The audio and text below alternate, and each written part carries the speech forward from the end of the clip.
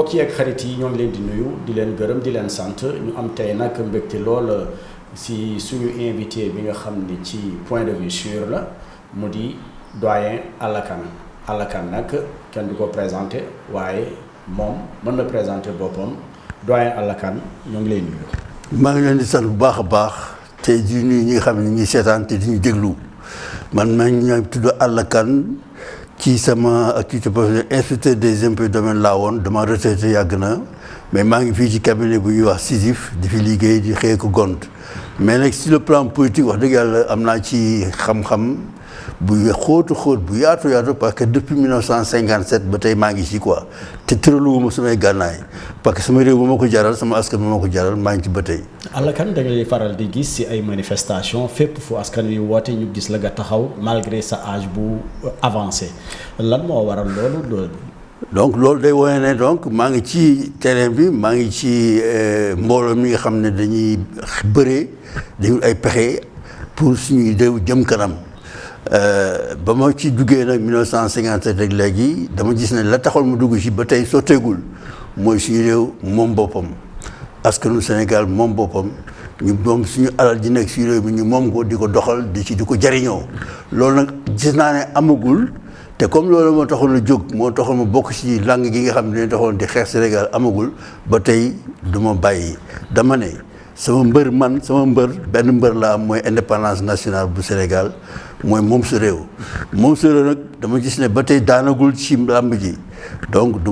ma bàyyi dama koy jàppale dama ci ànd te ku ma gis ci sa xam-xam ku ma gis sa jëf ku ma gis sa waxin sa jëfin nga dee ma xam ne kii foofu la jëm damay ànd ak yow. ndax am nga yaakaar si ñi nga xamante ne ñoo fi taxaw tey si làmb politique bi. waaw gis naa ay xale yoo xam ne dañuy def na ma daan def ma ci tollee loolu la ñuy def muy waa Pastef ki nga xam ne ku jotee di Ousmane Sonko waxam jëfam ak ni muy doxee ak ni muy demalee ba nëga ni daf ma won ne kii ku war a jàppale la te comme man naa ko mag bàyyi lépp gis naa ne bu waxam ak jëfam moom laa daan jëfe ak waxe bu ma ci tollee bien que jamono yu bokkul ma ne damay jóg jàppale dugg ci di liggéey di xeex ba ñu xëy na enfin sama mbër daan. gis nañu yaa ngi dégg nañu ngay waxu Ousmane Sonko Pastef ñu xuus tuuti ci li nga xamante ne moom moo lëmbee réew mi moo di investiture yi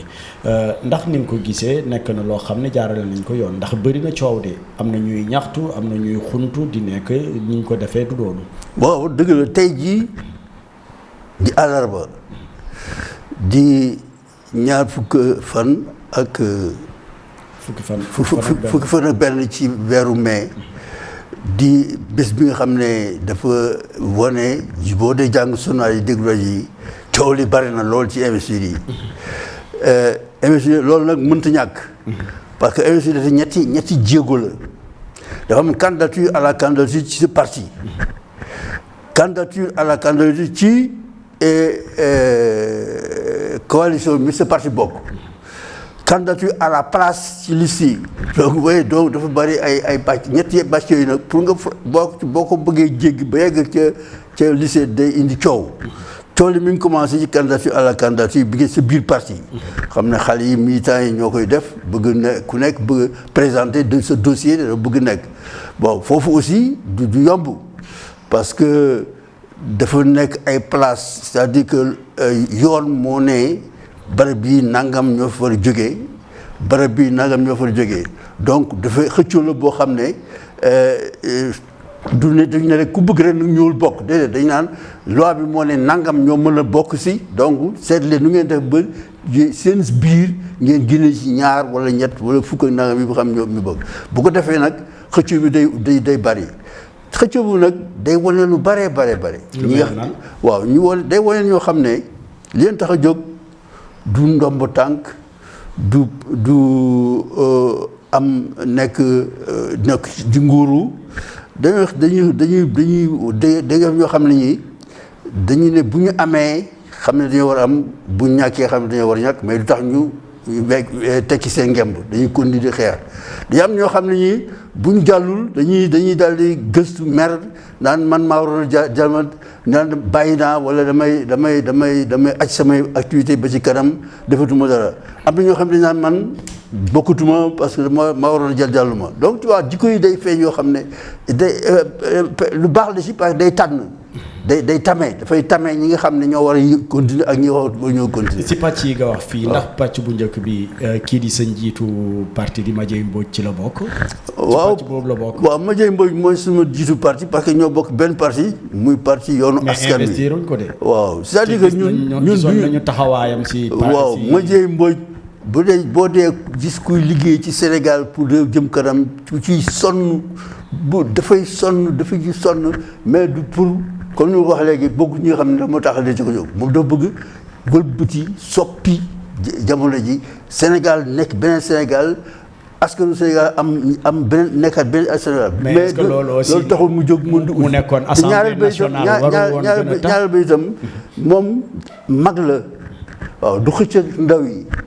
bu ñu toogee suñu parti bu ñu sax demal nga président candidat du ko nangu parce que dafa am éthique c'est-à-dire dafa am morale. dafa am lu mu bëgg ak lu mu bañ dafa am lu mu jomb xëccoo moom wàllam waaw wax dëgg yàlla dafa yàgg ci bëri bi mais place am waroon na nekk assemblée tamit. comme waaw mais bu ñu ko defee loolu kon ñëpp war dem assemblée. donc da ngay ne wax dëgg yàlla man lii sama place ak li ma war a laaj war naa xam naa lan la naa ko laajee nangam.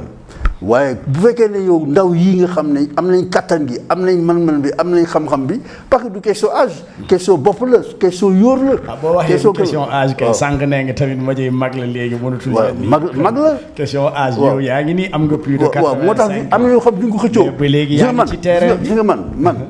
bu ñu ma joxoon PCA ma bañ. bu ñu waxoon poste ministre ma bañ. bu ñu waxoon DG ma bañ. parce que am na xale yoo xam ne jàng nañ ba génn amuñu place ñoo ko mérito du ma ko xëccoo ñoom liggéey naa tey ba nekk inspecteur des impôts ba retraité li ma ci war am naa ko donc léegi bu fekkee ne am na ñoo xam ne mën nañ nekk inspecteur des impôts wala man ñoo xam ne ñu ngi ci man nekk PCA wala man nekk directeur général wala nekk ministre wala nekk ambassadeur mais naa ko bàyyi mu dem du ma xëccoo ak moom loolu mooy suñu esprit ñun mooy suñu moral Madiaye Mbodj ak ñi nekk sama parti duñu xëccoo daal duñu xëccoo ay place non parce que fi ñu li ñuy liggéey mooy réew mi la ñuy liggéey. Diallo Diop aussi gisuñu ko ci investiture. Diallo Diop c'est la même morale c'est la même éthique c'est la même pratique c'est la même approche des problèmes de notre pays Diallo Diop docteur la en médecine liggéey na ba retraité lu bëggoon am ci àdduna malgré loolu mu ne professeur day def politique c'est le responsable R&D le poste de Cheikh Anta Diop donc am na li mu gis ci àdduna du jeex mais bëriwul pour moom en tant que individu Diallo Diop mu am poste loolu aussi ñun loolu du suñu kii daal. mais te maa ngi ñëw léegi ci deuxième jéego bi mooy bu fekkee ne jàll nañu parti bi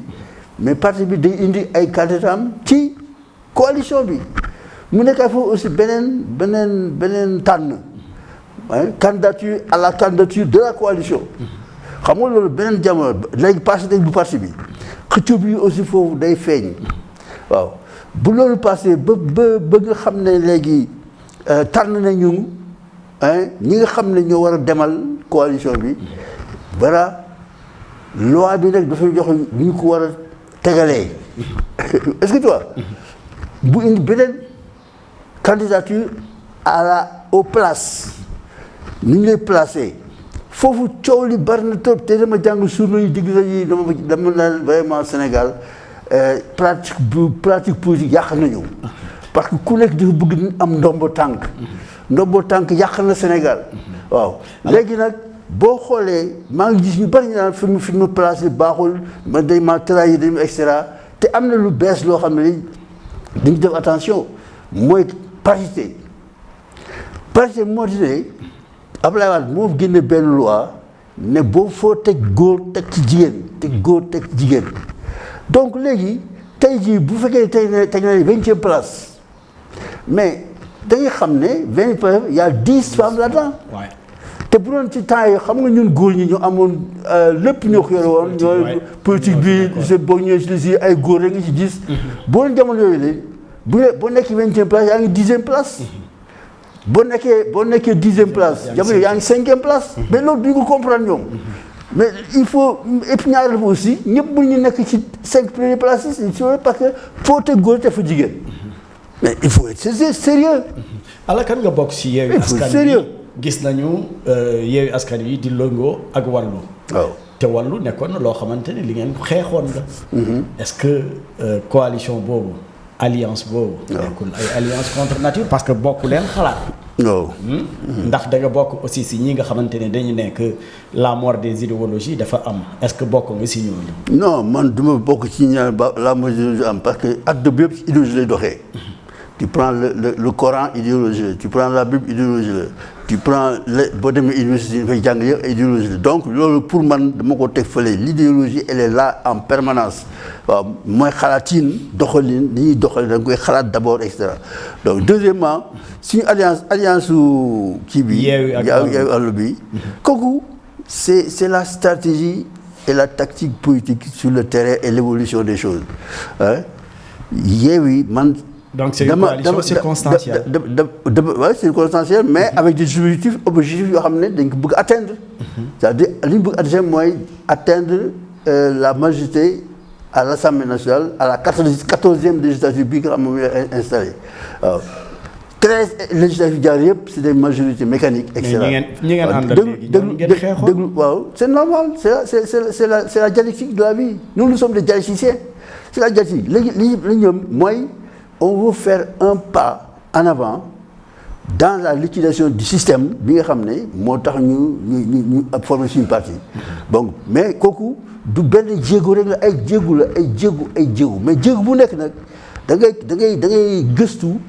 da ngay xent seet ba xam tamit ba xam ñi nga war a àndal ñan la ak ñi nga war a àndal ñan la te ni ñu ko defee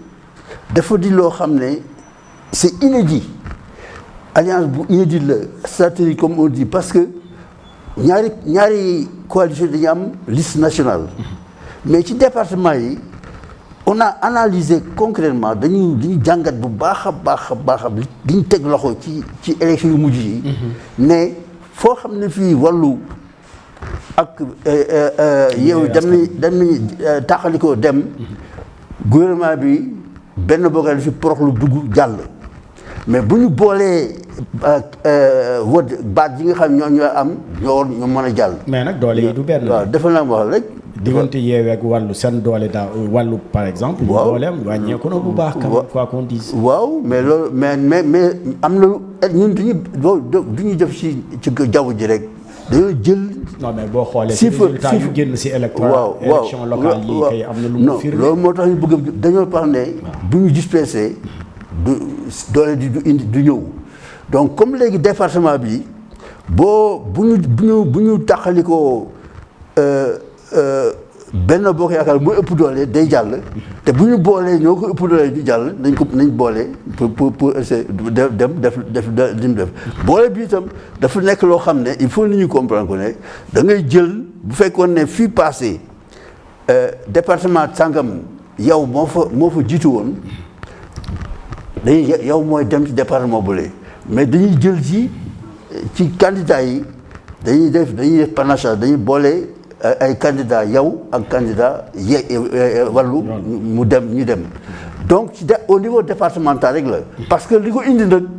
il faut nit ñi fàttaliku loolu li ko indi mooy raw gàddu bi parce que même bu fekkee ne dañuy nekk téeméer nga am juróom fukk ak benn rek da ngay jël lépp waaw donc loolu moo tax ñu ne au niveau national comme proportionnel na ku nekk dama listam mais au niveau départemental nañu boole doole yi comme raw gàddu la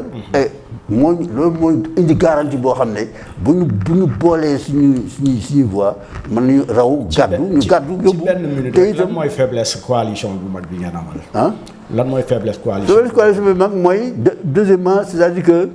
bon li may wax rek mooy toujours am na ñoo xam ni dañoo tàmm nguur dañoo mos nguur ñooñu toujours booy ab dem ak ñoom da nga war a en tout cas moytu et puis di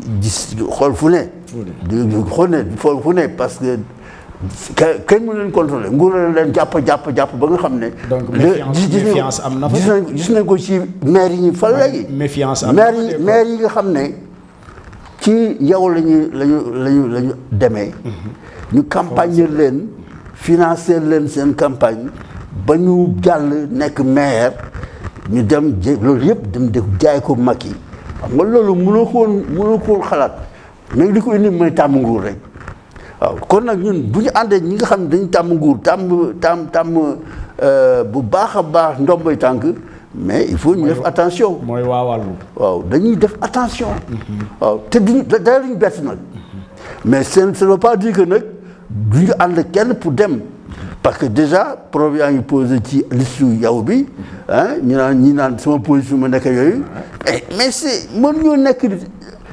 sur 90 places mënul nekk lay ñu regroupé yëpp 5 c'est pas possible. est-ce que finalement aussi nekkuñu fi rek pour seen intérêt bopp. loolu c'est des gens xam ne ñoom ñu tàmm nguur la mais doo gis mukk koo xam ne kii Pastef la wala kii ñu def la fi ci place bi ngay respecté mais ñu ngi tàmm nguur et puis ensuite c'est des gens yoo xam ne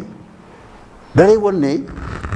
li ñuy wax naan réew mi leen tax a jóg du dëgg. mais est-ce que ñooñu tamit nga wax nii waa Pastef wala waa ñeneen est-ce que ñoom it c'est parce que du jotaguñu nguur moo tax ñuy am position boobu. non yow tam bu fekkente ni dañuy tàmm nguur ñii tàmmaguñu nguur. non c'est-à-dire que li ma bëgg nga xam ko mooy ki nga xam ne parce que lii yëpp. li ko indi si réew mi mooy pratique yi nga xam ne depuis le